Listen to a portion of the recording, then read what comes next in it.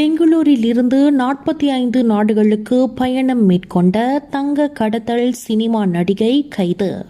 துபாய்க்கு மட்டும் 27 முறை சென்றுள்ளார்.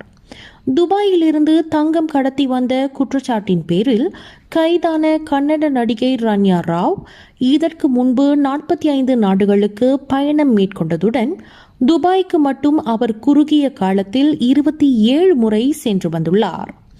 ரன்யாவிடமிருந்து 14.8 கிலோ மதிப்பிலுள்ள தங்கம் பறிமுதல் செய்யப்பட்டுள்ளது.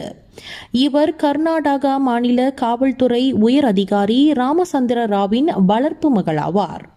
துபாயில் இருந்து பெங்களூரு திரும்பிய போது அளவுக்கு அதிகமாக இவர் அணிந்து வந்த நகைகள் அதிகாரிகளுக்கு சந்தேகத்தை ஏற்படுத்தியதால் விசாரணைக்கு உட்படுத்தப்பட்டார்.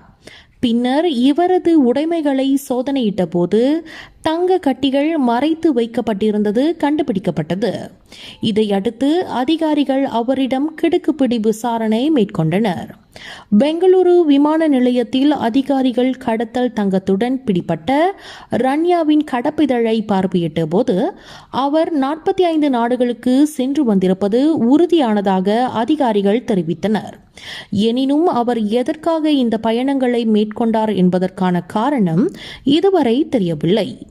அவருக்கு அனைத்துலக தங்க கடத்தல் கும்பலுடன் தொடர்பு உள்ளதா என்ற கோணத்தில் விசாரணை முடக்கிவிடப்பட்டுள்ளன.